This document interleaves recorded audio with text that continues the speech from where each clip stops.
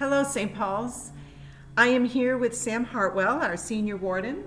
We want to keep you informed on what is happening with the rector transition. I am so grateful for the warm wishes you have offered me since I announced the conclusion of my time here. Please know that I recognize it is hard to have a complete turnover of the clergy staff in just over 1 year. All of these transitions are naturally occurring. They just all happened around the same time. It is typical for assistant clergy to work 2 to 4 years before moving on to another position. Reverend John Kennedy left after 2 years. He left a year earlier than I expected due to an employment opportunity that came along for his wife. Reverend Jessie Dotson stayed longer than I could have expected. We were lucky to have her for 5 years. Reverend Brandon Ashcraft was with us for 3 years. He found a wonderful opportunity in Boston, which allows him and his husband to live closer to family. I've been here for 9 years, and a lot has happened in 9 years. Expanded worship and music offerings, new ministries, guest speakers, racial reconciliation programming, pastoral care, formation, outreach, fellowship, not to mention COVID. I am so grateful for the time that I've had with you, and I've always tried to do what I thought was best for St. Paul's. As hard as it is for me to say goodbye, I do believe now is the perfect time for new leadership. With a newly completed capital campaign, you are in a perfect position to bring in a new rector who can see with fresh eyes what is next for St. Paul's. Sam? I want to take a few minutes to follow up on your message with news about the search process. But first, I want to say that you're leaving us in a very, very strong place.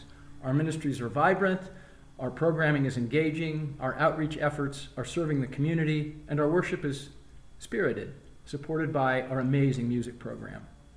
We've been blessed to close a capital campaign that greatly exceeded our expectations, allowing us to address foreseeable building needs for the next decade and add to our endowment cushion. Coming out of the pandemic, we've been growing. It's not that we don't have challenges, we do, but we will, with new leadership, be able to face those challenges with faith and courage as we enter a new era at St. Paul's. The blessing of having a strong parish means that we should be able to attract outstanding candidates, both for the interim role and for the permanent position of 17th rector. But first, I want to say we're not on this journey alone.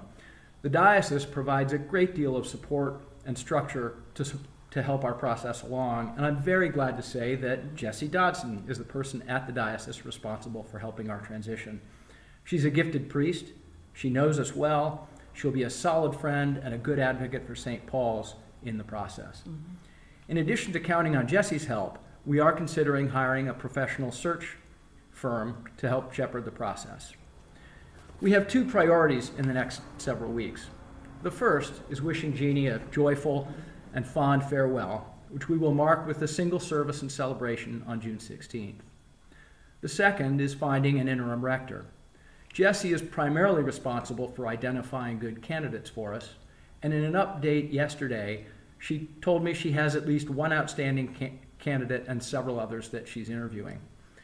When she's completed her review, she'll identify candidates to us, and we will discern the right fit and hopefully do that all in the next few weeks. Our interim rector may not be in place by June 16th, though we're hopeful that he or she will be. If not, we'll be heading into the summer when things are slower. We've identified guest preachers to support Patricia and Gabriel, and our capable staff and vestry can keep the place running smoothly. We're also considering the possibility of hiring an interim assistant rector as well, but we won't make that decision until we've identified the rector. The next step in the process is to build a search committee, work we've only just begun and which we will not complete for several weeks. The committee will be small enough to be effective, but large enough to represent the broad range of diversity, demographics, and ministries in our parish. It will be a bit of a jigsaw puzzle to put it all together. While the specific timeline for the search will be determined by the vestry at its next meeting, it has been recommended that we begin over the summer and kick into high gear in the fall, when it will be the committee's job to determine what we want in a new rector. There will be lots of opportunities to gather input from all of you during this process. listening sessions, interviews, surveys, and so on. Simultaneously, the committee will be pulling together our parish profile, which is our primary recruiting tool for candidates. Late in the year, and with the support of the diocese, we'll begin to recruit candidates, with an eye to conducting interviews in the new year. It will be the job of the search committee to screen and interview all of the candidates and make a final hiring recommendation for the vestry. Ideally, the search will be wrapped up in about a year. This will be a long process, but it's an important one, and care, thought, time, and prayer are critical to getting it right. In the meantime, if you have any questions, thoughts, or concerns, please don't hesitate to talk to me, Junior Warden Susan Quill, or any member of the vestry. And I thank you for your patience and prayers as we go through this journey together. Jeannie? Thank you, Sam. So my plans are still up in the air for what is next. As I wrote in my letter, Gary and I are planning on moving to Boston this fall to live near family. However, we want to get through his health challenges before making any firm decisions. He is on the mend, and we expect treatments to wrap up over the summer. We thank you so much for your prayers and good wishes. So Sam and I will stay in touch as more information becomes available. Thank you so much for your time. Thank you.